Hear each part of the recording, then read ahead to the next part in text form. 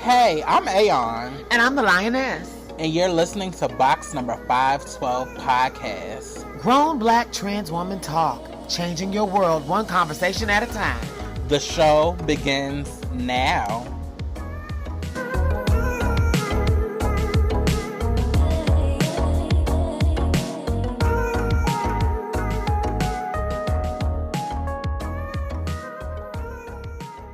Welcome to another installment of box number 512 podcast, Grown Black Trans Woman Talk.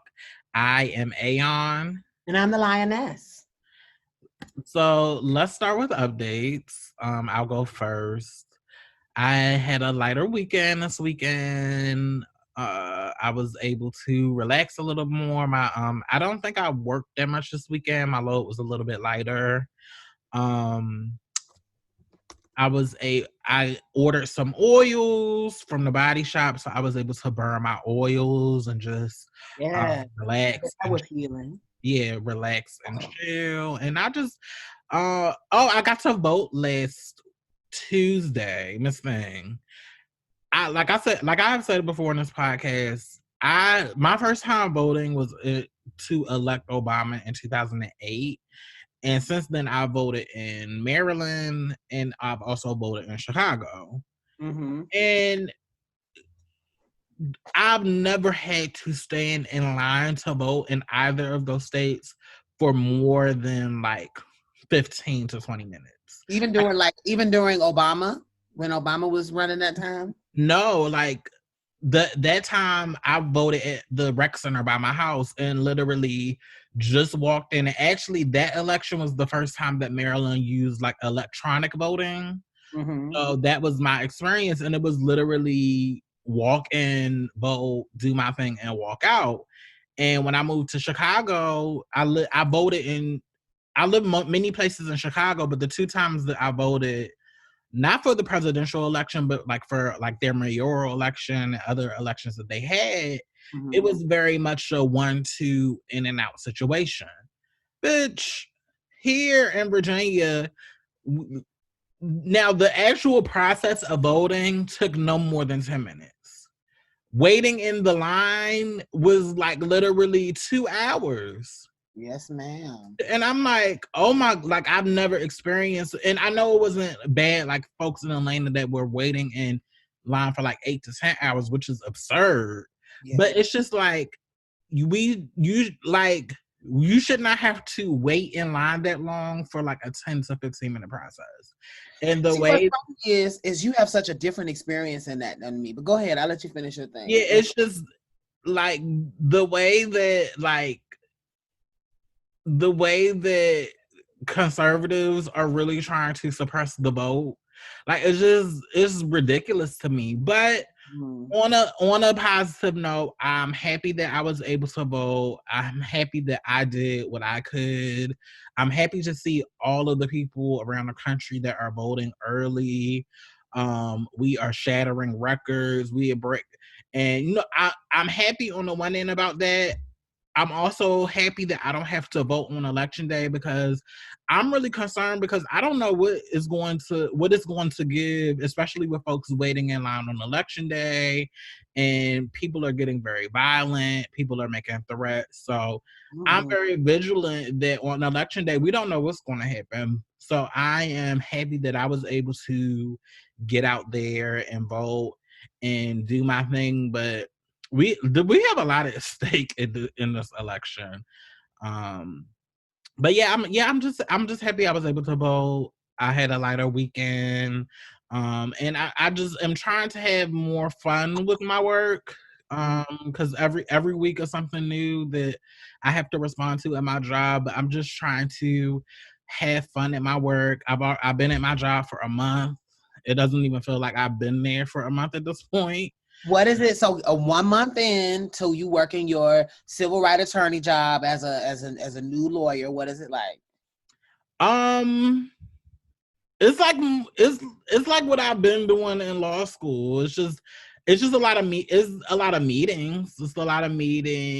It's a lot of writing and research. But I think I was nervous because I didn't know if I if I had done enough or had the skill set to really step into the job and perform, but actually doing it at this point for a month is things that I've done before in my previous job. So, and I feel like with my coworkers or the people that I work with, I'm in constant communication with them. I'm able to, I don't feel like, even though I'm working from home, I don't feel like I'm by myself. I feel like if I need to ask a question or if I need to talk or I just need to follow up, like I feel like the people I work with create the space to make me feel comfortable to talk to them. So everything is going okay for now. It's not even the work, it's the administration and the crazy stuff that they are doing and the fallout from this election, because all of those things impact my work and the type of cases that I work on. So, you know, that's the thing that has been overwhelming, but it hasn't been like the work or the people per se. But yeah, I'm a month in, but I knew this job, I knew this year was gonna go by fast. I know it's gonna go by fast. I'm just trying to take all of the little moments in and just make the most of the moment and just, you know, recognize that, you know, I'm in a really, really, really good position. So I just want to try to soak everything in. Yes. Well, I think that's amazing, sis. I think that's amazing. Well, one more follow-up question. Do you think that you, because I know a lot of people that I know that went into firms, like the actual, like went into like those big firms, they're miserable, like, or at least they were when they first got out of law school, I guess, because of the way they distribute work in those big firms or whatever. But I love that you enjoy you because I think it's important. I think your story is important of being an attorney fresh out of school, and like you don't feel overwhelmed, you don't feel unsupported, you don't feel lost in a big cog of a wheel. And I think that's a testament to your choices. You make good choices for yourself and your lifestyle. Do you think that you would be do you I guess, do you have no regrets about not choosing to go with a bigger firm or, you know, try to do a different type of law? Well, I don't even think the firm thing was going to happen for me, only because of my personality and my personal politic. And I just don't think I would fit into a firm. And I feel like people that go to firms, it's a certain game that you have to play that I'm just not willing to play. Because I don't want to be the girl that's miserable or the girl that feels like she has to put on an interview wig or, you know, I just don't, that like, and there's no shade to people that works for them.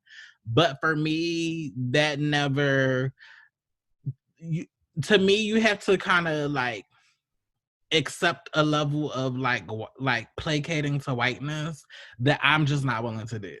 I feel you. I'm just not. Well, and you know, it's no shade to people that can play that game, but girl, I'm not going. I don't care how much money you paying me. I'm just not going to play. Like, I need to be in a work environment where I can be black as fuck, queer as fuck, trans as fuck, and just have the space just to do me and to have my politic and not be told that I can't express certain opinions because it makes Karen uncomfortable, or make Karen feel bad because she has her Trump 2020 pen on the desk and I'm looking at her sideways. And I mean, you know, that doesn't work for me. And it's a lot of that like anti-blackness in that world, and you have a lot of people that do diversity and inclusion work that I think are amazing and I think are fabulous, but I know that that's not my playing field. And I respect that. Everything is not for everybody. It's like Ain't that the truth? you gotta learn to go to where the people live for you. And the people just don't live for me in the big law world. And that's okay. That's all right. Exactly. Because what matters is you go where you go where there's gonna be love served. Right. Right. That part. Well, thank you for sharing that, sis. So I'm gonna give you my update on my week, or you guys my update. My week was okay. I have a tooth that has been bothering the hell out of me, and so I went to the dentist and I found out that I have to go to microsurgery on Thursday. So I'm a little nervous about that. I just happen to have the kind of genes where, despite my best efforts, it looks like I'm gonna lose these bitches. And I'm doing the best I can with crowns and all kind of other procedures to save my back teeth, girl, because I don't know what's going on, but they are really bothering me. And I know there are people out there that know what a toothache feels like, honey. Mm-hmm. And bitch, it is a life-changing experience. So I have to get some work done. So I'm nervous about that. So that's something that's coming up. I was actually a bit nervous about today because yesterday it was really hard to talk, especially because they did like a deep cleaning.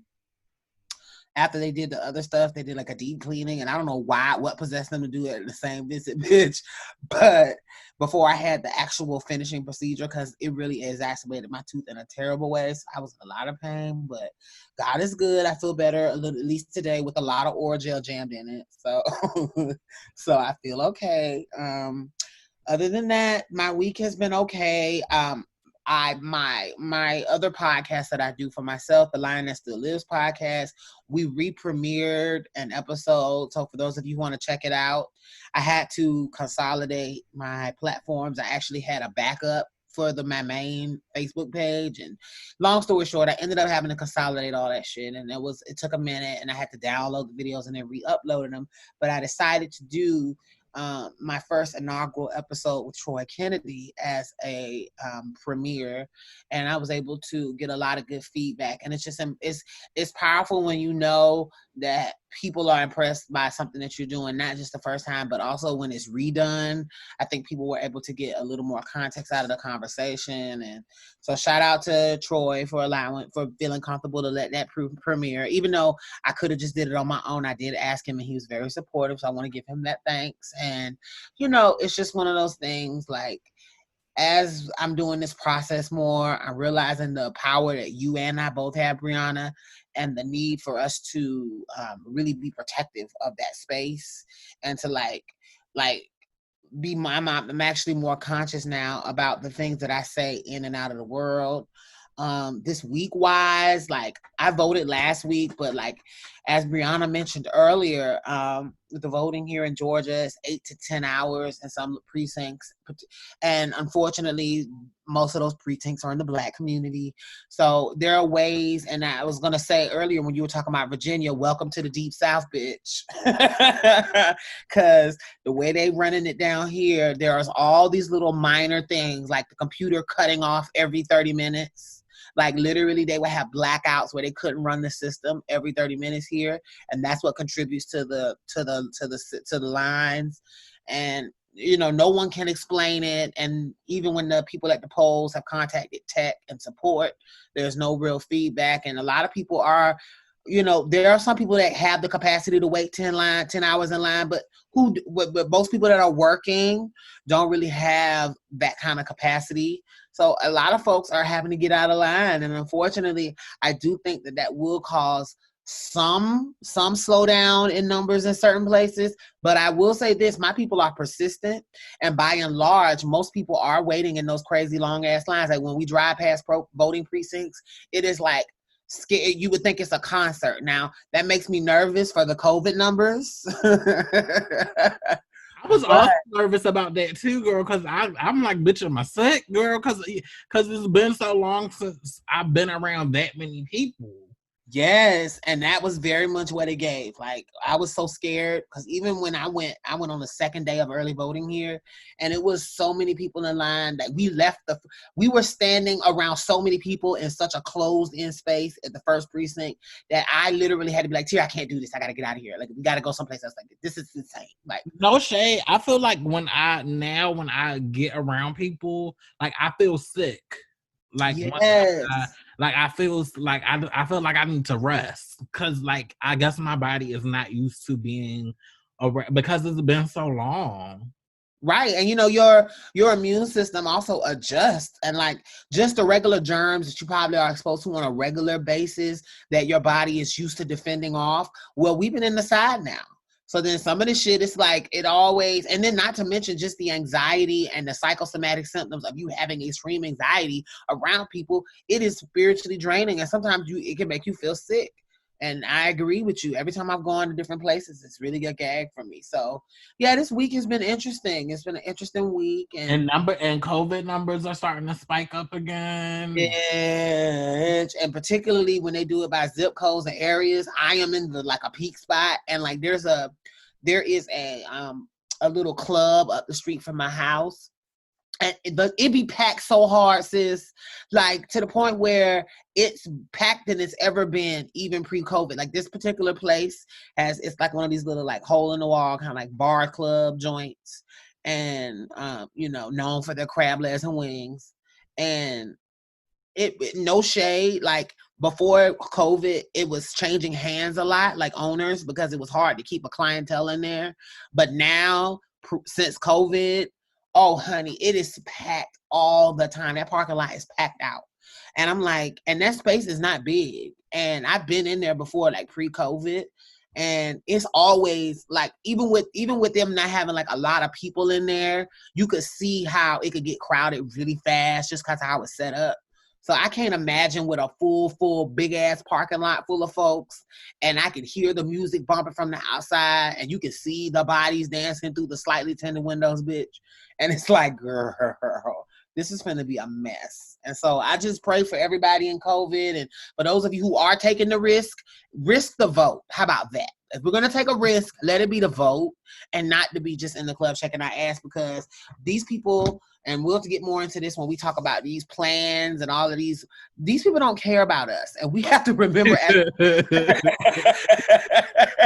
these people don't give a fuck, honey. They don't. They really don't. And y'all sitting here playing fucking games. Exactly. With everybody's life behind making. We'll get to it, but yes. But I'm done, girl. That was my little week, honey. Just y'all be careful and y'all pray for me about this too, honey.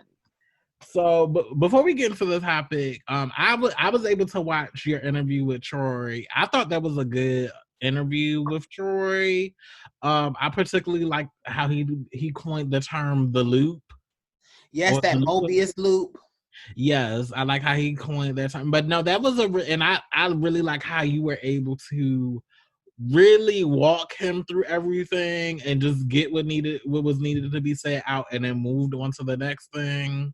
Yeah, well, a lot of these men, particularly men in general, I find that in a lot of interview situations, because women aren't socialized to challenge them, a lot of times they'll say shit and then there won't be enough follow-up questions to really unpack the bullshit.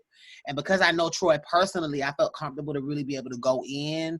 And so I'm actually impressed with that interview too. I actually rewatched it last night and I was like, okay, Samaya, like you kind of did that. That was kind of cool, because that could have went a different way, but I insisted on holding him to the task, and it wasn't with another fluff piece, and that's what I'm happy about.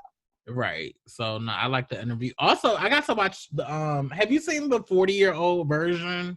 I have. Okay, what are your thoughts? I really enjoyed the movie. I really liked it. I really first I liked that it was in black and white. I liked that the lead was this black heavyset woman. I don't know. I liked how like it was like it was a love story, but it was more of a love story about herself, and like it wasn't like, oh, I need to have a man. It's just like she met this guy, she made a connection, and because of that connection, he was like 26 and she's in her 40. She's 40. Right. Yeah, I really liked her interaction with the guy, because it triggered, like, in a good way, like memories of like it triggered memories like of a certain type of trade that you interact with, but like the whole time, like they be watching you, but they be really like downbeat, or like they don't give you much. But you know what? I could identify with that too, sis. It was kind of interesting to see that dynamic of, because you could easily perceive a certain type of trait as rude or not really into you, or like because they're not the most verbal. And right. A lot of black men have been not encouraged to be very verbal, particularly and vulnerable with women. So I found it very interesting, because I think at first she thought he didn't like her. Right. And then when he finally like asked her out, I think it was like that genuine kind of that moment we've all had, like, oh.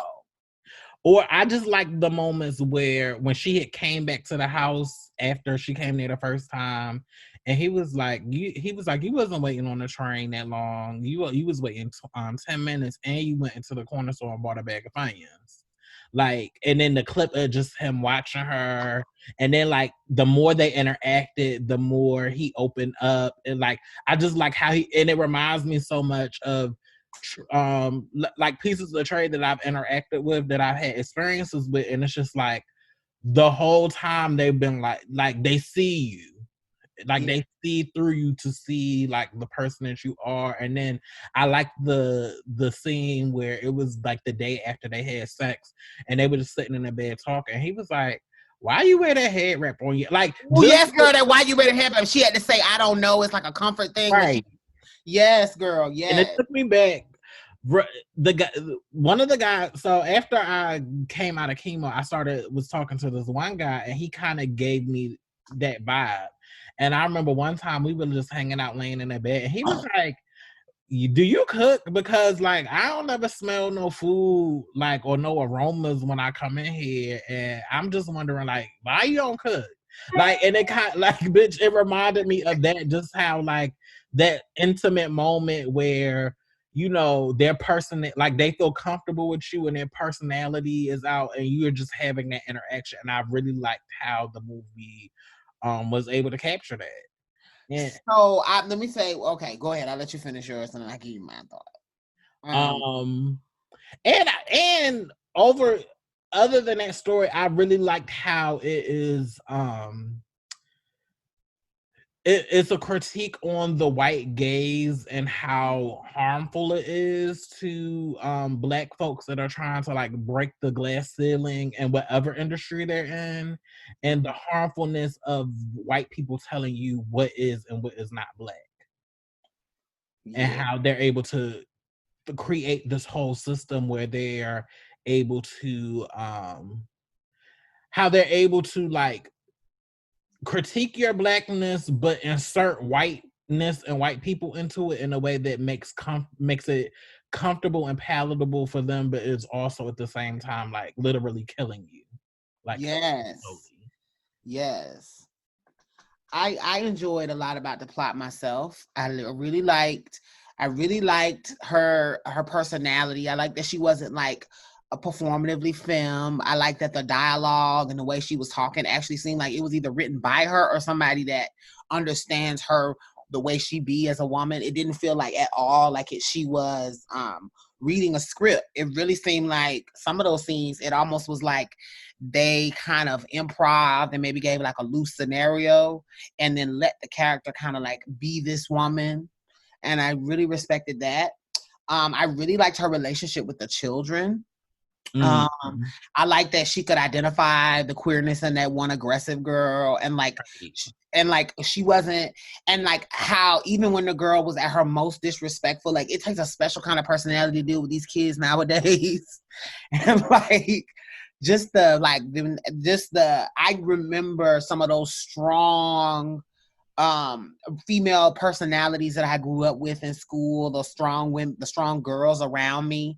And I remember how some of those white teachers would like really like make it, and this girl is just simply stating her opinion, but because in society it's almost like these white people want to prepare these Black children to know to shut the fuck up when white people are around. I feel like a lot of times we weren't given an opportunity as children, I mean, even to really give our voices, to have our voices heard. So I like that she was a teacher that let them have voices and opinions and disagreements or whatever.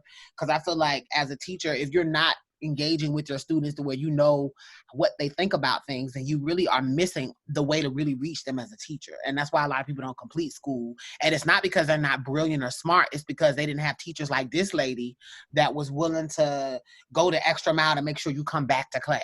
You see what I'm saying? Right. I found it also, I love that the comedy of like, because I've been around high school students. I had the pleasure of teaching high school students before. And interestingly enough, I love that they talked about how, you know, as a teacher, as a woman, you're constantly dealing with their sexuality too, and their misplaced little puppy love for you.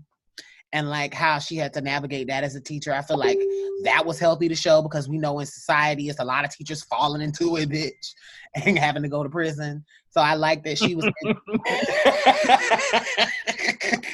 I like that she was able to like how that little boy kept putting his arm around her and she was pushing him off, or like how that lesbian girl just worshipped her. And she was just like, but she kept it. She didn't make anybody feel bad, but she knew how to handle it without like calling a sexual harassment complaint into the principal. You know, like I like that she understood that these kids are just growing up and trying to find themselves. And I love that she included them in her life, like when she invited them to the play.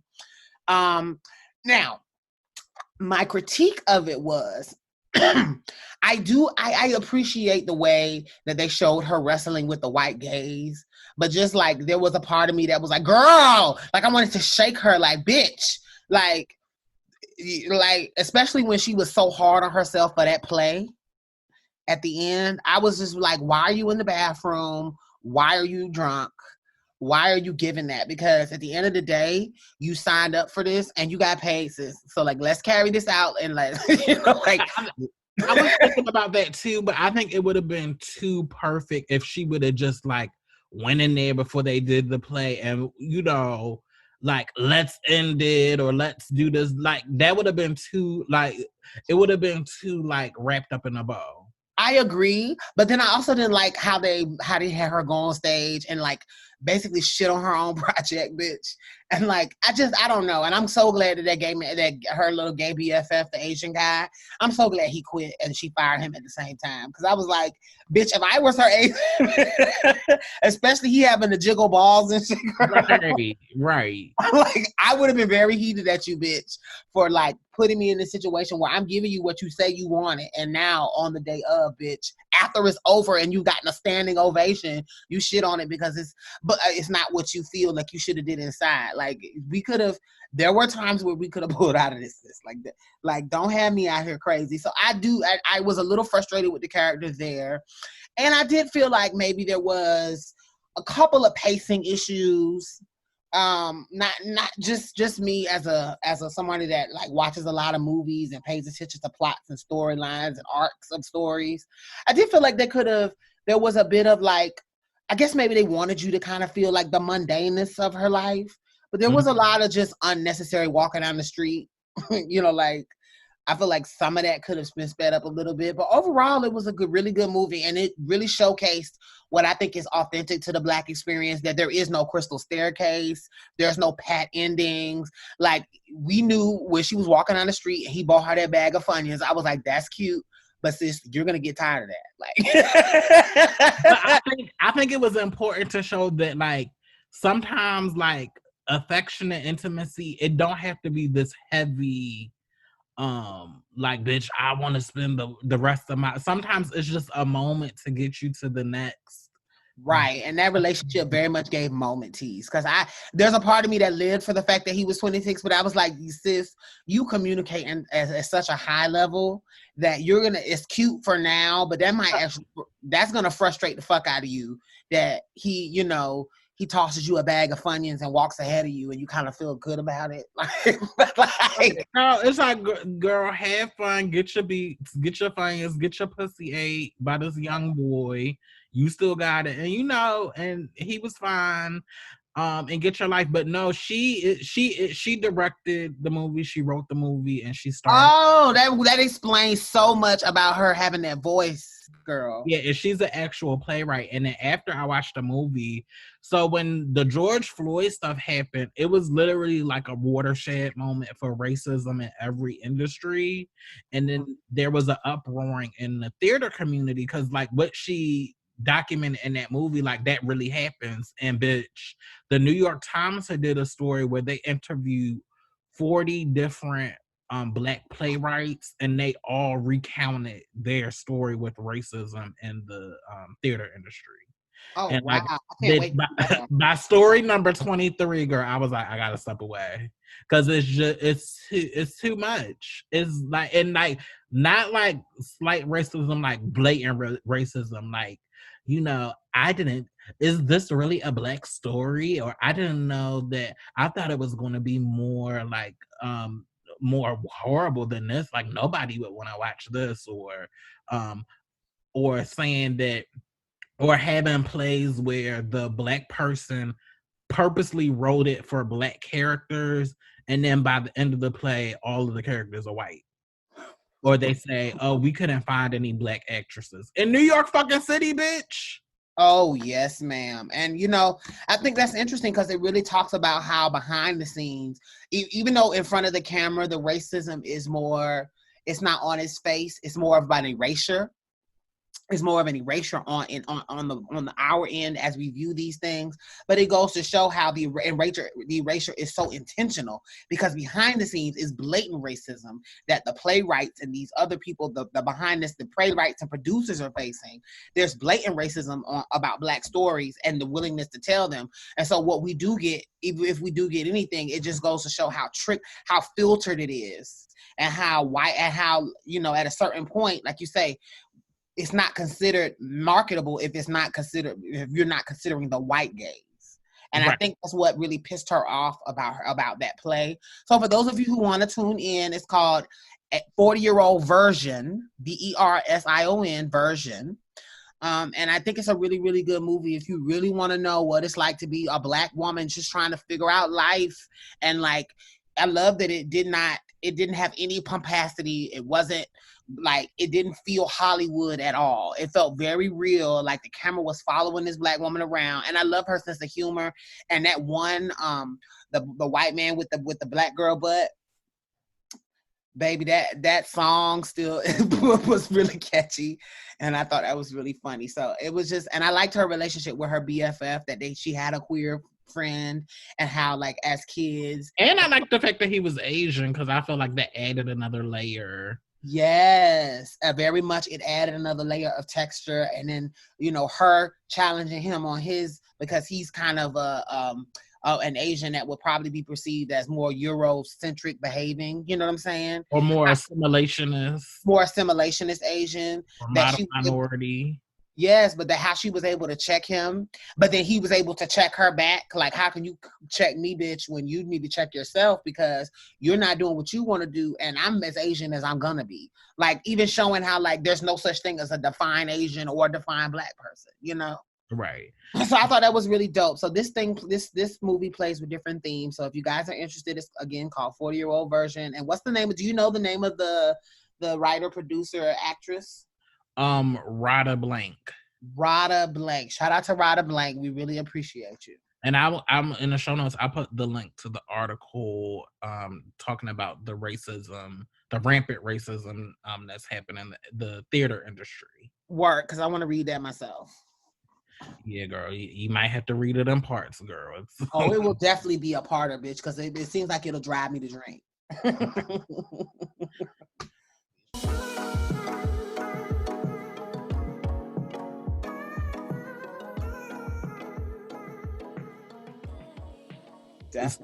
So prefacing the main topic, last week Ice Cube came under fire because the Trump administration released a tweet congratulating Ice Cube on helping them with their platinum plan, which is their agenda for Black people. So instantly, Ice Cube got dragged for hours. Rightfully so. And he got dragged so bad that he had to do the apology nigga tour on all of the Black platforms from his little room. And I was able to I purposely watched the interview on what is his name? Roland Martin. Shout out to Roland Martin. I really like his platform. Now, Roland Martin can be intense at times, but I feel like he has the right heart. And I like the fact that he has his own platform and is very for us, by us. And I'm subscribed to him on YouTube, so I watch his stuff all the time. And I came into the tail end of the conversation that Ice Cube was in with Alicia Garza, one of the founders of the Black Lives Matter movement. But clearly by the end of the conversation, clearly Ice Cube was on a platform because he wanted to reach out to Black folks because he saw how big the situation had gotten. But in my opinion, at the end of the conversation, he still kind of was in his feelings, or his ego was bruised, because it was like, well, I still don't understand like why folks are mad, because I was just trying to do something. Right. And it's like, you don't get it. It's like you still don't get it. So sis, come on in. So let me just start by saying what the issue that I have with Ice Cube is that and what I want to say. Well, let me backtrack a second. I'm piggyback off of what you were saying about Roland Martin. For those of you who want to really see a good interview where someone was really holding Ice Cube to task, really asking him pertinent questions, putting him in conversation with individuals who are doing the work on the ground and watching him flounder. Like, if you really want to see just how profound his lack of analysis is, and if you really want to get an idea, for those of you who may have that gut instinct that this isn't right, but you may not be able to articulate why, I think this interview with Roland Martin did a great job of really holding him to the fire and making him explain himself. And from that, he is laying bare as someone that did not do the proper research, that does not have the analysis, that does not understand government and how it works in a way to really be anybody's spokesperson. And this is me having the utmost respect for Ice Cube as a rapper, and some of his earlier work, Fuck the Police. I just find it really difficult that the Fuck the Police man has become now an agent of the man. And it just is really interesting, because one thing that I think that Roland and the show really did showcase was this platinum plan. First of all, the idea that it was really interesting that Ice Cube could not see the way that he's being played, the way the rollout of this and how it's happened is designed for the Republican Party to use him as their face for Blackness and to rally as many votes as possible nearing this election. First of all, him not even being able to see how that could be possible was very interesting for me. I also, Roland and the panelists talked about how even Ice Cube's contract for Black America borrowed very heavily on the platform and the policies that were created by the Congressional Black Caucus and other lobbying groups, and how his tone in the interview was dismissive and disrespectful of work that has already been done, work that in some cases has already passed through the House and is sitting on Mitch McConnell's desk in the Senate, because we know that it's not going to go anywhere. And it just showed that this is someone that maybe was well-intending originally when he came up with the Black contract for Black America, though it was reductive and borrowed heavily on work from the Congressional Black Caucus. But at least I feel like when he developed the contract for Black America, he might have been well-intending. But, and this is the big but, I think he lost himself and got really excited that the Trump campaign was willing to call him and probably bigged his head up and told him how much of a leader he was and asked him about his plan and used his name without including any motherfucking thing from his plan in theirs. So what that interview really exposed was that he had not even read the platinum plan enough to even know what it said. So that, because he didn't even understand, he could not grasp that you're putting your name on something. You actually going to see them is one thing, but you not following up before they made the announcement that you were helping them, you not even following up to at least read what the fuck they saying they putting your name on, is really sad. But what I've really realized when I went back and read his contract for Black America is, even from the way that's written, I don't think he would have understood either way. I don't think he would have understood even if he read it, that it was not helpful. The way a lot of these policies are written, particularly by the Republican Party, particularly this platinum plan, is written with the most vagueness of intent.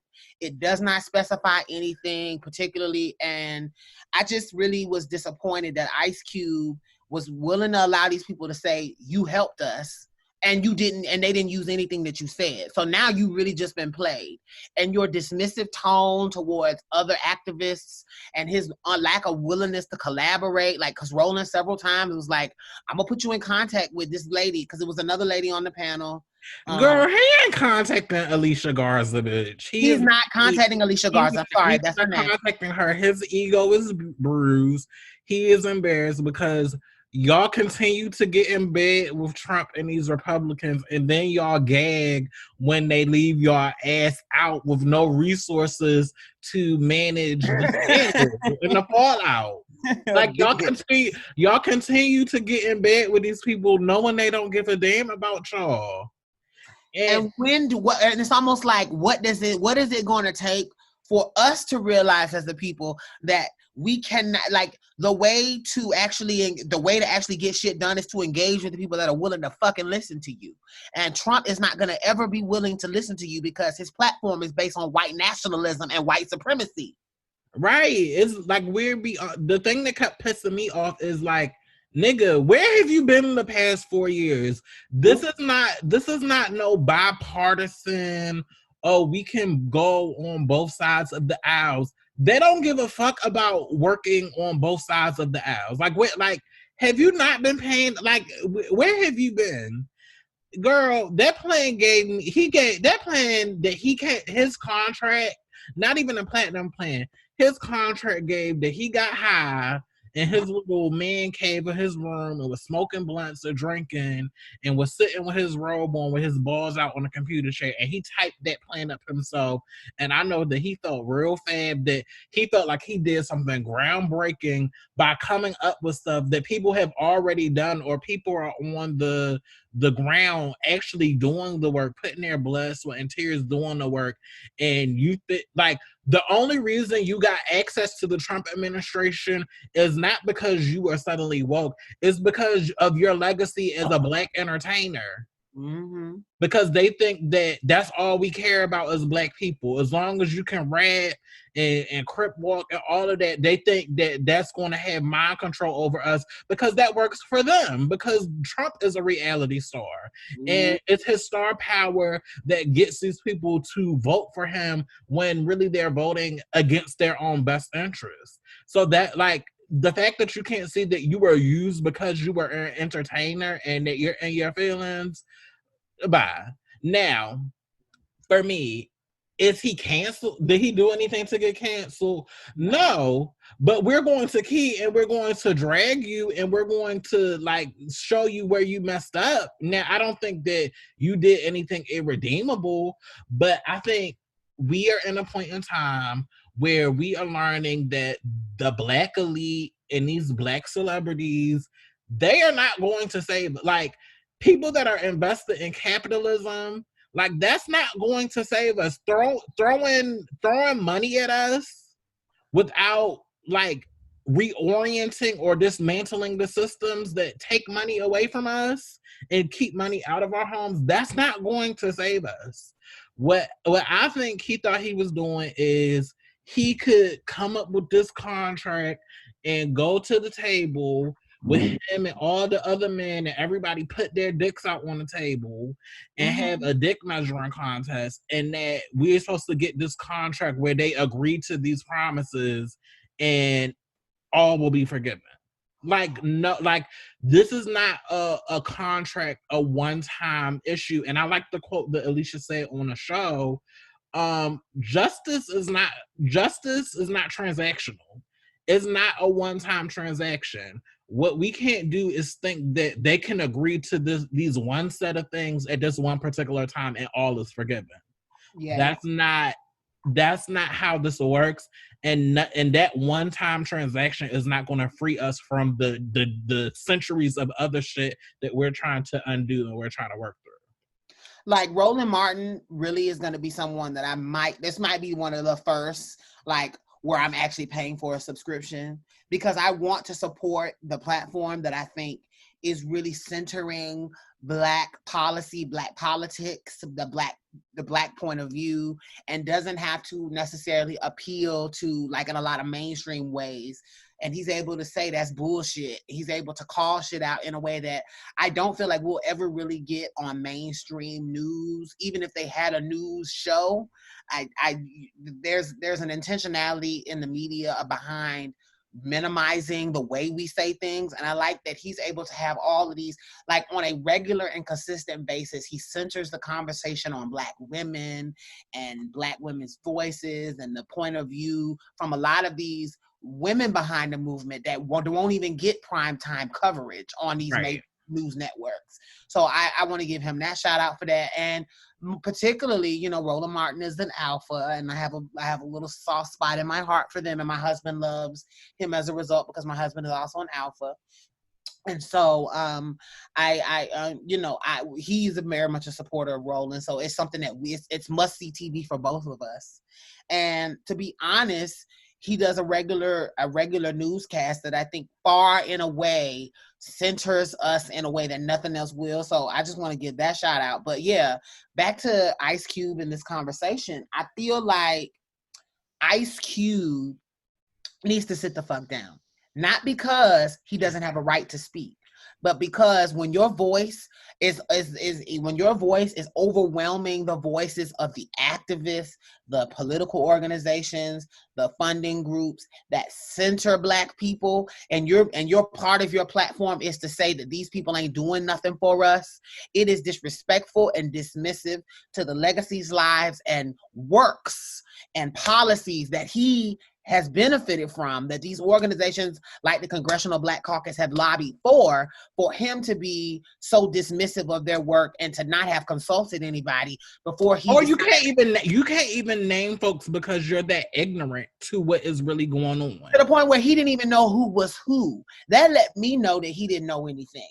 And so it was just like, and then he's like a lot of Black men, unfortunately. We live in the meme era, and memes only give you like these really short talking points.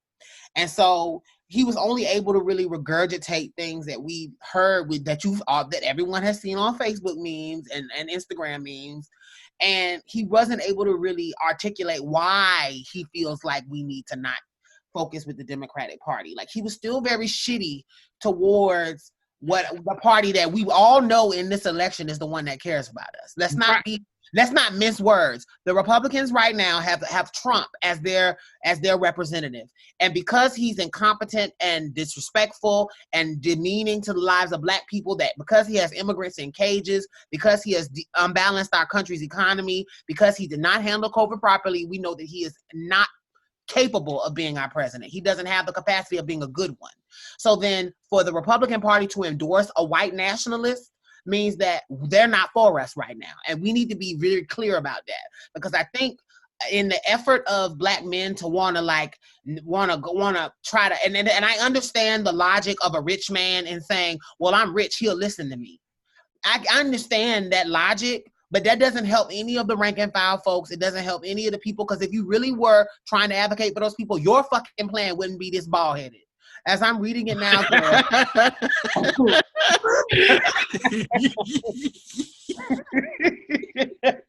bitch, as I'm reading it, I'm getting angry because I'm really seeing how empty this thing is. Like I said, he said balls to the computer chair and typed this up with a blunt in hand, like at 2 a.m. Like, that's the vibe. Like, really patting himself on the back, and it's just like, read the room, sir. Read the room. Like, and then I don't like this logic of, well, Democrats ain't do nothing for me, so the alternative is to go and vote and side with Republicans. Like, if you think Democrats aren't doing anything for you, you really think Republicans are going to be any better? Like, come on, y'all. Let me just give an example of something from his policy. This is prison reform. Now, this is his idea of prison reform. And don't get me wrong, these are good ideas in the most bald-headed theory, but like, let's just get into this. Is his whole platform now. This is the contract. This is what we're supposed to be agreeing to. Privately run prisons, a motherfucking thing, bitch. Privately run prisons will be abolished. prison labor disallowed without consent, and nonviolent offenders incarcerated for 10 years or longer will be freed if good behavior standards are met. All prisoners for marijuana possession will be freed. First offense for illegal drug use or any requirement first offense for illegal drug use or possession to require government payment for entry into an approved drug rehabilitation program rather than imprisonment. Once a prisoner completes his sentence, voter rights are restored. Now, nothing in that to me is problematic, but it says absolutely fucking nothing. Thank you. I think that as a people, we got to start cutting through the bullshit. And if you're going to have a policy, that's how you know he knows nothing about how policies are made. This says so many vague statements. Yeah, bitch, I clicked on the sentence like, is it going to take me to something more expensive? No, bitch. That's it. That's the whole policy on prison reform. The beginning and the end, bitch. Those 4 sentences are. Can I get a case site, a statue site? Can I get something? Like, and how do you expect this to be done on a state level, on a local? Like, what do you mean? Like, do you mean state prisons? Do you mean federal prisons? Like, nothing is codified here. So what you're actually getting is a bunch of nothing. And I think that's maybe why he felt like Trump's plan might have been okay, because this was written by somebody that's trying to write something that's a bunch of statements that everybody's going to head nod to, but it's going to actually have no teeth. Like, a lot of this is not even necessarily possible in this lifetime. So then it's like, why am I agreeing to this contract? And it's not that these aren't great ideas, but they're just so vague. I can say I want all prisoners to be freed after 10 years, bitch, but that ain't that systemically. How are you going to unfold something like that? And it's not this easy 1, 2, 3 step solution. Like it's take for all of that shit. It's complex solutions because the white supremacy and racism and everything that supports it is complex. So it's not going to be this it's baked into our culture and our society and laws.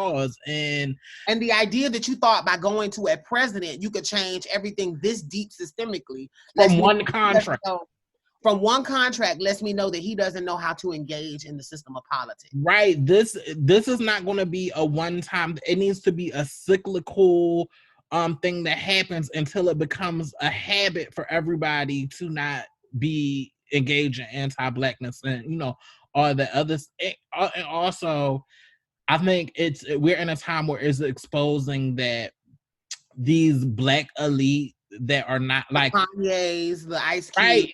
Just because you have money does not mean you're a representation for black folks. We need to put value on political education and getting people educated, whether you're poor to whether you're wealthy. Like, we all have to come to the table to get the same level of political education. And just because you have money doesn't mean that you get to skip to the head of the line because you have access. What good is having access if you're going to these tables and you're putting us in a worse position than we were already in? And now you look like you use your access to mislead your people who already look to you as someone that they need to hold up. Mind you, his place in culture has been to challenge the status quo. So the idea that he's become the establishment's face, the white nationalist establishment's black face right now, is really just goes to show how you can get disconnected from your people. You can get so much money that you can no longer relate to the rank and file black people you're advocating for, because these pie in the sky theories that you're bringing to these tables with no analysis and no plan are going to get laughed at. Now I understand, after reading this, I understand why none of this was included in the other plan. Because unfortunately, this isn't much more substantive either. And it's reductive, and it borrows from what is probably extremely substantive plans from the Congressional Black Caucus and these other lobbying bodies. Now, I want to talk about the Lift Every Voice plan, because I want to say, because there's a lot of people that would say, oh, y'all just want everybody to vote Democrat because y'all Democrat. I want to point out. I mean, it would be nice so we could, have a chance. It would be. But at least in this, in the economic mobility plan for African Americans to close the racial and wealth gap, you actually are seeing actual statistics and explaining what they think can happen and how it can impact these statistics. It's actually breaking down, how small business credit needs to be used, how all of these different things must work in tandem. It actually has a strategy. And what's really fucked up is there are so many people that just aren't fucking readers that will look at his plan, and because they can understand it better, they will say that's the better plan. When in actuality, what the Democratic Party has put forward and what the Biden-Harris campaign has pushed forward is a far more deep, detailed, and substantive plan that can be implemented. And I feel like what's really happening here is Black people are looking at the prosecutor and the author of the 94 crime bill, and they're saying, we want to get vengeance on you, even if it means vengeance against ourselves. And so I'm not going to vote for you. I'm going to vote for Kanye or for Trump in spite to try to say I'm my own man, when you really are proven to be a pawn. Because what matters and what should matter to you is the party that has the most substantive plan to improve your life, the most achievable, measurable plan to improve the circumstances of your life. And if you are voting based on a grudge, if you're voting based on a personality, then you're no better than the Trump people who are voting for Trump because he's Trump. And I feel like we gotta hold our own people to a task for trying to dismantle the work of people that have come before them. And there's no way you can look at these plans, if you're a reader, for those readers out there that are actually gonna read, there's no way that you're gonna look at these plans, the Lift Every Voice plan, the Platinum plan, and this Contract for Black America. There's no way you're gonna look at these three plans and say that the Democratic part, the plan that the Biden-Harris plan, the Biden-Harris campaign put forward is going to be the best one. Like if you look at the three, and you think which one is the one that's going to be more likely to happen, is going to be the one in this plan. And to me, even if I were going to be unbiased in the situation, I encourage everyone to go and read each one individually and then see which one you think is really just the inherent shade that is called the Platinum Plan, bitch.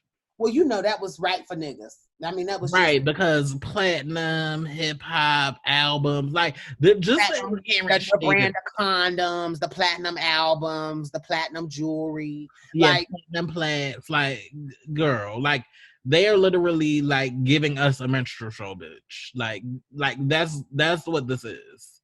And we're gonna use your fave to do that. If you're not angry about that all you should be. You should be angry that the leadership they're avoiding leadership in our community, the actual leadership, the actual people that have the analysis, that have the background, that have the education, that have the capacity to be able to have these conversations. They're avoiding those people and choosing your favorite rapper to be the person that was the one that they used to influence the plan. Fuck the fact that they've been ignoring the entire Black Caucus, the entire activism movement, the entire work that has been done by the people on the ground all 4 years. He's going to, at the last minute, pick your favorite rapper and probably, and there's this is all alleged, but I believe that there was some backroom talk about him support, how you going to support me later. And I feel like from that, because out of Cube's own mouth, I don't care if I'm being used. When he said that, sis, in that Roland Martin interview, that's where I was done. When he said, I don't care if I'm being used. Then why the fuck you crying about it? If you don't care that you be sit in the consequence of your poor choice. Don't try to right? If you don't care. Sit in your consequences. And that's the thing. And I'm skeptical of any plan that doesn't specifically talk about Black women, Black LGBT folks, Black. Like I'm just skeptical of any plan because we can't go. And the fact that you're not, that shows your lack of political education.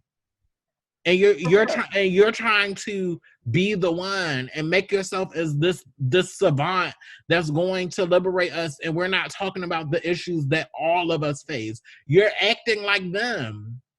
It's white supremacy and blackface because you're demonstrating that some of us can be discarded. Right. So you can get your contract signed and you can get your agenda pushed. Like, I'm not impressed. I'm not impressed. You should have been called to the mat. I'm glad that you were at least on a Black platform where people could see that you did not have the depth. to have the conversations, and that you messed up, and instead of sitting in it and saying I didn't know enough, or I should have connected to the people, or no, I don't know, you doubled down and said, well, I don't know why y'all mad at me, or why, which is endemic of Black patriarchy as a whole, because it's like y'all Black men that support that and that are raised in that feel like you can just do whatever you want and be reckless. Y'all know the stakes in this election. You can be reckless, and that we, the others in the community, are just supposed to deal with it, and we're not. And please know that whether you vote Republican, that doesn't matter, because now we're in a situation where you can vote Republican. When them police roll up on you, they don't give a fuck about who you voted for and that you supported Trump and that you did all of that. They don't give a fuck about none of that shit. They're gonna roll up on you and handle you however they want you, and all of that shit is going to go out the door, and it's not going to matter. And your vote for Trump is supporting an administration that is actively pushing for police officers to have as much power as they want and to get away with murdering us and disenfranchising us. And they don't care about who you voted for, and a lot. And I've been seeing a lot of things. Well, we need to be aware or be concerned for Black men voting for Trump and how the numbers are going up through for each election. And I'm not worried about it. Is it alarming? Yes, because clearly you're voting against your own interests. But I'm not alarmed, because life circumstance will get them together at some point eventually, because you can't ascend out of your race. No matter how much you try to buy into white supremacy, it will come back to bite you. Yes. One thing I want to point out, and this is, I'm going to use some of Ice Cube's words himself. Now, one thing that I will say is that what people need to see, and I think what they can see more plainly with Kanye, is how he will go and say he's representing Black people, say he's representing causes in Chicago that he cares about. But then when it's time to do a press conference or when people critique him, it becomes, I was the first one to wear Louis Vuitton bags. I was the first one to go and try to get this and that and the third. I. And so just using some of Ice Cube's words, on October 15th, there's a tweet that I'm going to quote. And I quote, when I got bused to school, homies called me a sellout. When I started rapping in 1983, bangers called me a sellout. When I left NWA, they called me a sellout. When I started doing my movies, rappers called me a sellout. When I started my own league, the arena said it was a sellout, and then he puts crying emoji. The fact that you think that we're mad at you because you are someone, because the fact that you brought all these things up and that's your credibility, is that all of your life you did things that other people felt like was a sellout. So you're going to continue to do things that you think are going to promote yourself. And in return, you think you're going to help other people. Because if this was really about, if Ice Cube's response to this was grounded in something specific, he would be able to give a deeper analysis than, I'm going to just have to be a sellout. Because that is not what we want from you. We don't want you to use your platform. Yes, you may have had people all of your life disparage you, Ice Cube. But what we don't want is for you to make it your business to always put yourself against the people that you're representing. And that may work for you as a businessman. And I think that this decision he made worked for him as a businessman, because that's the only thing I can get from this is I see all his business decisions listed and all of the things that people said wasn't beneficial. But what I'm not seeing, like you said, was this same kind of interest. It will be different if he said, when I went to the Congressional Black Caucus and lobbied on Congress in 2016, y'all call me a sellout. When I went and I sat down with the Democratic Party and we came up with substantive policies that went to Congress, y'all called me a sellout. No. He's not saying any of those things. He's talking about when I left NWA. Like, bitch, that don't have nothing to do. That was like 30 years ago. And it don't have shit to do with anything related to this fucking election or any of the policies that you're trying to create. What you've actually demonstrated, like the comment right under it, Ice Cube, the comment under it says, "This is painful," and Ice Cube has no idea what he's talking about. And I just think he doesn't like you. And you know what the fucked up part is?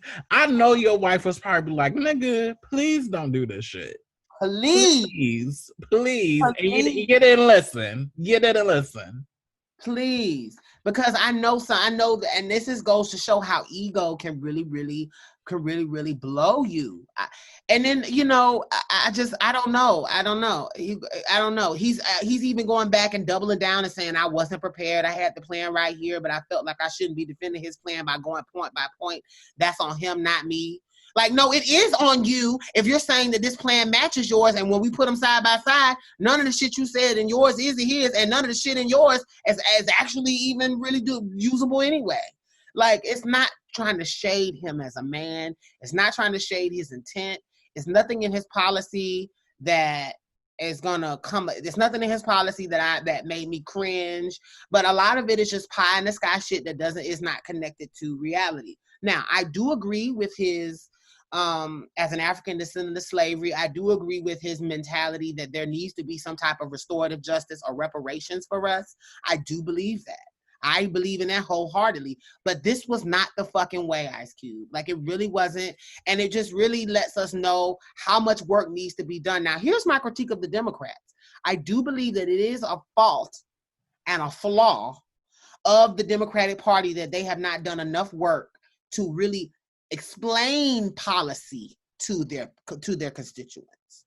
It just goes to show how they have not done enough that I, as a regular rank and file person, may not know exactly what they have done for us. So then when an Ice Cube comes forward and says they ain't done nothing for us, it sounds like it could be true, because I do feel like the Democratic Party, in their effort to try to still conduct business in a way that is, I guess, more respectable and respectable. Yeah, more establishment focused and respectable. They're not realizing that y'all got to start putting out memes. Y'all got to start using the internet. And I have the same critique of the party, particularly with this election. I feel like I haven't seen Biden and Kamala enough. Girl, where are they? Girl, and more importantly, bitch, where's your commercial? Me and Tara was saying that the other night. Like, where is your commercial, Biden, where you're looking into the camera and saying, this is what I want to do for Black America. This is what I want to do for Hispanics. This is what I want to do for the community. Like, where's your stump speech, bitch? Like, well, how is it that we this close to the election and the Trump ads the Biden-Harris ads just show Trump ineptitude, and they just play clips of Trump saying dumb shit and then go, don't vote for him, vote for us. Well, Hillary tried that. It's either him or me thing, and that didn't work for her. It got too close, and then the Electoral College made a decision for us. Why are you using that same tired-ass strategy of, do you want him or do you want me? They're going to want him. They're going to want him because you need to explain to them. You can't just say, I'm the solution. You have to explain why. And I don't feel like the Democratic Party has done enough, because the idea that an Ice Cube could even get this kind of airtime lets me know that they haven't done enough. Because really, Black America, if they really were educated on what the Democratic Party has done for them and is continuing to advocate for them, they would hear Ice Cube and it would have been a collective chuckle and we would have moved on. But the idea that there are so many people defending him lets me know that there's even intelligent folk who have gone to college, who are smart, that don't know what the fuck they're talking about the party and about what they're voting for. And that's a failing of the Democratic Party. Right. No, the Democratic Party, no shade. I can't wait till some of these older people pass on so these younger people can take the reins. Like, Biden, who is your social media manager? Right. Where's that girl at? Like, we're going to go high while they go, bitch, fuck that, bitch. I need details. Like, they are not playing a fair game. And like, this whole respectability of you gotta be dignified. Girl, fuck that. Fuck that. We need to see people that's going to get in, do the work, say what needs to be said, and for damn all this pomp and circumstance. And just because if y'all get in, like I said on the previous episode, we checking y'all, because what y'all don't have is defunding the police as part of y'all plan. Come on. And we're pushing back against all of that. Now, and let's also give that too, sis, because I can hear someone listening to this conversation that would say, well, y'all aren't actually, so what makes you think that Biden and Harris are going to be the best bet for Black people long term? I don't assume that. I'm assuming that it's not just this one and done, wham bam, thank you, man process. We vote and it's done. Like, we have to change the conversation. There is a battle ahead, regardless of who gets in office. Voting is just one tool in the toolbox, and we should always be voting, but voting is only one tool in the toolbox. There's so many other tools that we have to use in order to create the change. And we got to get out of this mindset of just this voting once every 4 years is going to be the end all be all, and it's going to solve all of our problems, and it's not. Yes, there needs to be a more focus on local elections. There needs to be more emphasis on us actually learning how to engage in the system of government, because the engagement is not just voting. There are different levels of engagement. A lot of people have never contacted their congressman. They don't even know who their congressperson is. And that's just so, they don't know who their local House of Representative person is. They don't even know their local politics enough that when they get to the voting booth, they can make an informed decision. And that's where I say, I think that there needs to be a greater communication between the Democratic Party up to the people about their policies and what they're doing. Because just you saying that it's either us or this guy, bitch, don't ever put people in that situation. Because if I don't know you and I don't know him, I might make a stupid choice because I don't know what's going on. So don't patronize us by just showing how bad Trump is and thinking that that's enough. It's not enough. Hillary tried that tactic and it was not enough. We have to like you as a people to want to get behind you. But on a deeper note, like you said, this fight, sis, is one that is going to have to be ongoing. Yes, we're going to have to stand on Kamala and Biden's neck. We're going to have to stand on Joe Biden and Kamala Harris's neck. We're going to, but we were going to have to stand on whoever's in the office's neck either way, because what we do know is that we're fighting against something that's bigger than whoever's in the office. We're fighting against white supremacy that has been ingrained in our country since its founding fathers, since its foundation documents. And we have to remember that while this man is about to get in office, he's also going to have the ability to elect over half of the judges that are going to be able to be placed in office. And those are lifetime appointments. And so this is like at least one or two generations that could be negatively affected by Trump being put back in office. It's bigger than just a plan. And I feel like if we think long-term, see, the Republicans, what I will say is that they have a long-term hustle for that ass. They will systematically pass laws to disenfranchise people from being able to register to vote. They will minimize and they will shut down the census and create arbitrary dates to end it because they don't want too many people to participate. They will do whatever they need to do to get their policies and agendas met, and they don't mind playing low.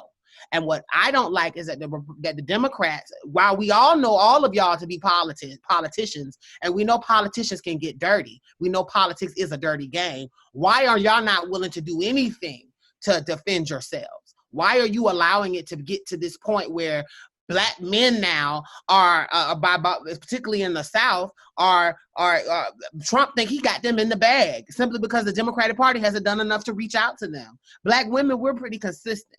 You know what I'm saying? Right. And that whole conversation, I'm not worried about Black men being Black men because like you said, Black women are consistent. I'm worried about Black men thinking that this is not knowing how much danger that vote is going to put them in. Yes. Like all fun and games, 50 Cent with his bullshit, like all fun and games, you're making a vote that could ultimately end your life. Because like I said before, when the police pull up on you, they're not going to ask you who you voted for. Mm-hmm. So like this and the fact that, and no shade, it's kind of reminding me, it's kind of like the white lash that happened when Trump got elected. Now we're in a day where Black men in our community, we're holding Black men and Black male culture accountable for the ways in which it has harmed Black women in community and Black LGBT people in community, and rather than reckon with that and try to become better, you're taking it out on everybody at the polls because you don't want to deal with it, or you don't want to have to deal with the culture changing, or you feeling like the culture is moving forward and that you don't have a place in it. So you're taking that out at the polls with your vote, not knowing that it is harmful. What you're trying to do to spite us is really spiteful to you as well. Also, I want to say, be leery of those that are telling you not to vote because they not vote. Don't vote for either party because they not voting because they protesting. A lot of those people are felons, and they and they didn't necessarily have the right to vote anyway, and that's not their fault. And that's why you know that it's the issue, because and bitch, have you seen the party that wants to get them their rights to vote, they don't want to vote for, right? And they're telling you not to vote for. And have you seen how many of these Black men celebrities are talking about, oh, this is the first time I've ever voted? Nigga, shut the fuck up. Like, what does that say? What does that say? That you have all of your life been a grown-ass man and you're in your 40s, and this is the first time Shaquille O'Neal and these other celebrities, and this is the first time you've ever fucking deigned to vote and to exercise the right, and you're bragging like that is something that is exciting. Don't get me wrong. I'm glad you're voting. Great idea. Great idea. Great fucking idea. But finally, but let's not act like that was cute. Let's not act like you were doing something special by not voting all this time. It just lets me know that we couldn't count on you when we needed you most. We couldn't count on you. You never weighed in on the subject when we were voting to try to not have Trump be in the first time. So then it's like really hollow for me to hear all of these people that are privileged, millionaires, saying this is the first time I voted. Okay, great. That's cute. Congrats. But the rest of us, we don't have the luxury of having millions of dollars and a skill that's going to make millions of dollars to help us get out of poverty. We're not going to have that. Everybody can't be millionaires. So some of us, the rank and file, we have to play the game. And the idea that you think because you were able to supersede the game that everyone can, when we know that systemic oppression exists, is problematic to me. And it's just indicative of this hero savior complex, this ego that develops when Black men in particular get successful. You're doing something that is not common, that is rare in our community. Most of us don't own anything. We don't own anything. You're coming from a community that doesn't own anything, and because you feel like you got something, you can look down on the people that are trying to play the game the best way they know how. And that to me is problematic. And it's reckless as hell, because no matter which way this election goes, your rich ass is going to be fine. Fine. We aren't going to be the ones out here, bitch, struggling. And let's be real. Part of the reason why you're kind of anti-Democratic Party is because they want to tax your motherfucking ass more. And y'all need to be fucking taxed more because y'all have more money. Poor people and middle class people should not be paying more in taxes than wealthy motherfuckers that will still be wealthy after they're fucking taxed. Girl. It makes no sense. And there's so many systems in this country that are built off of trying to levy taxes off of the poor. And you wonder why none of these systems don't work. Exactly. The idea that we have gotten to that place where we don't even want to read, we don't want to educate ourselves, we don't even want to engage, that we become jaded, that because of us feeling like our voices aren't being heard. There's no way the same man that called y'all hoodlums and called y'all terrorists and called y'all looters when y'all were protesting Breonna and George Floyd, there's absolutely no way that same man gives a fuck about you enough to make sure that it doesn't happen again. You know why? Because he has zero empathy, because deep down, we all are descendants of shithole countries, and that's his own words. And I need y'all to receive that, because too many Black people are forgetting that there's only so far you can get with somebody that doesn't think you're human enough to sit at their tables. Period. So if you're going to negotiate with somebody, do you want it to be the white supremacist who refuses to condemn white terrorism? Or Do you want to work with the party that is work with the campaign that is showing that it's trying to do the best it can, that comes from a party with a legacy of trying to do what as best it can to come up with policies that impact the larger community, that are trying to tax the wealthiest people in America, that are trying to get those kids out of cages on the border? Let's not forget, it's not just about us either. If we really say we're concerned about the larger human condition, even us as Black people, we have to have empathy for those people that are in cages at the border. If this man is elected, they will not have any ability to change their circumstances. Let's not forget all of these kids that were taken from their parents that are no longer with their people that they came here with for asylum. They came here with their parents for asylum and they're trapped at the border. And y'all worried about you going with this platinum plan, this baby ass platinum plan, or this weak ass contract for Black America that don't say shit about none of that all of the other intersections that skips Black women. And it's Black immigrants as well. Right. Let's not forget that there are people that look like us that come from every one of these damn countries that we're trying to say is competing with us for jobs. Like, y'all have to get out of your own way and realize that there's no way you're going to get empathy from somebody that don't give a fuck about you. And so who you would rather sit at the table with? Somebody that don't give a fuck about you or somebody that's at least trying? I'm not saying they're perfect, but they're trying. That's all I have for Ice Cube. Black men, vote for Trump at your own expense. Mm-hmm. But you better know full well what you voting for, and you better be ready to accept the consequences of that. Shout out to as we transition off this topic, I want to say shout out to Blossom. I forget her last name. I want to say Giselle something. I'm not sure, but shout out to Blossom. I think it's Brown. Blossom Brown. Shout out to you, ma'am, for your birthday. I want to take a moment to honor you for your birthday. But I also want to shout out to this Black woman that took it upon herself to represent her trans community and put herself at risk by interrupting a conversation that was being had with Don Lemon and some Democratic folks that was going to completely ignore our rights. And she actually had the courage to stand up and take the mic and loudly proclaim our rights and the fact that we're being ignored and we're being killed and no one cares.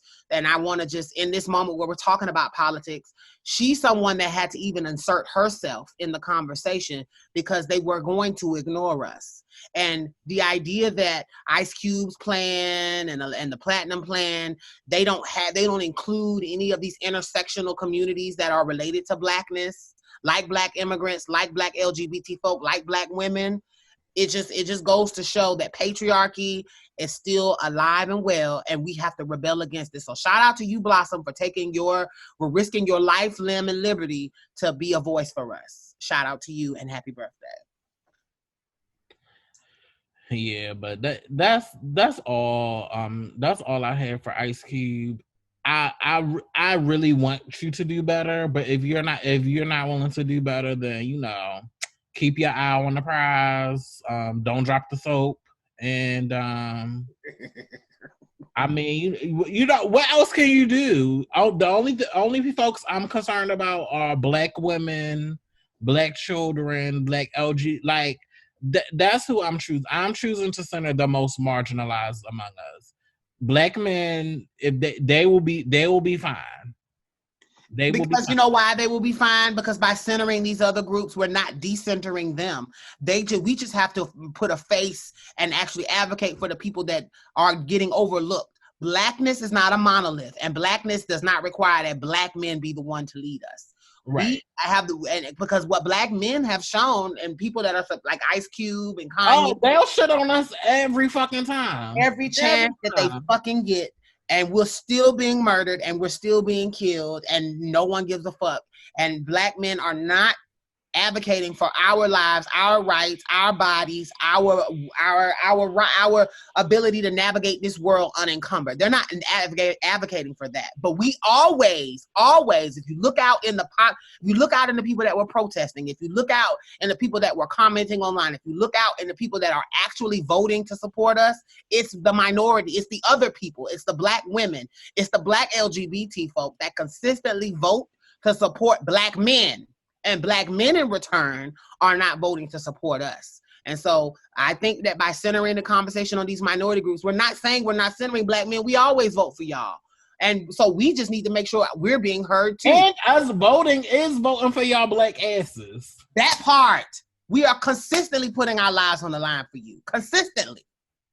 And you aren't doing that in return. Some of you aren't doing that in return. I won't say all. But there is this mentality that the only way to freedom is when Black men get free. And it's like, no, that's not the only way. And that's not going to be the way where we're all going to get free.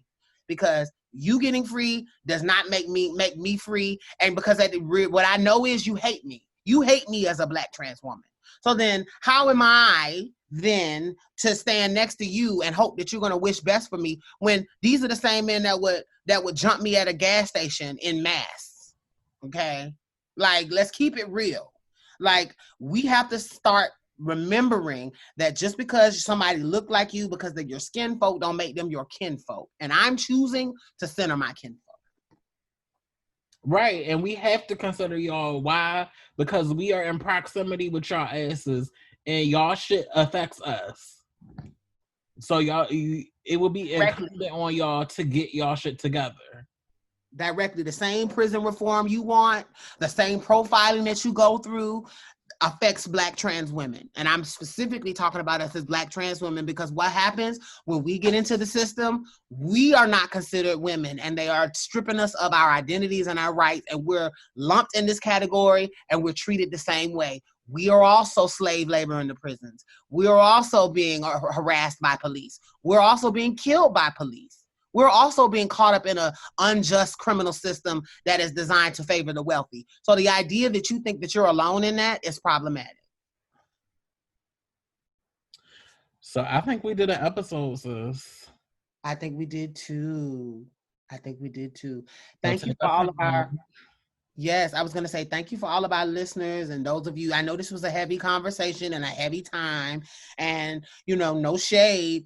We would be remiss if we did not cover this because I feel like that not too many people are doing this much of a deep dive and going into the substantive needs of our community. And I feel like we've done that in this podcast. I also want to say that I know that we're the only Black trans conversation that is going this deep into. Now, I do want to say shout out to Marsha's Plate, shout out to some of these other podcasts that have been covering this, but particularly I'm proud of this conversation because I feel like we were able to really break down just why we should be concerned about these rich, powerful Black celebrities speaking for us. Right, and there's nothing wrong with having a seat and taking direction from the leaders in the room. Nothing wrong with that. That part. Use your wealth to build up grassroots movement. Or use your wealth to end some of these problems using your wealth. How about that? Right. And we don't need to know that you did it. That part. How about let the legacy speak for you? How about in Compton, we see you actually getting these homeless people a place to be? That actually would be a good use of your money. It would inspire more celebrities to support you. Maybe start a fund to end homelessness. How about that? And all of y'all rich asses put money in that. How about that? So we will see y'all next week. Before we go, thank you for tuning in to box number 512 podcast, Grown Black Trans Woman Talk. We appreciate all of your patronage and all of your support. Feel free to like, follow, and subscribe to us on all of our social media platforms, including Facebook and Instagram and Twitter. And also, we want you, if you would love to support a Black trans business, we ask that you go to our anchor.fm page and click on the donate tab and please donate whatever you can to support a Black trans business. We thank you for your time. And this has been another episode of box number 512 podcast, Grown Black Trans Woman Talk. And I'm the Lioness. And I'm Aeon. Bye. Bye. Thank you for listening to another episode of Box Number 512 Podcast. Grown Black Trans Woman Talk. Don't forget to go to our Anchor page to become a monthly sponsor. And also feel free to like, follow, and subscribe to us on all of our social media platforms. And also, please don't forget to rate and review our podcast. Every comment matters. And lastly, please follow and tune in for our live interactive Facebook show every Friday on Facebook and YouTube. Until next time, I'm the Lioness. And I'm Aeon. Bye.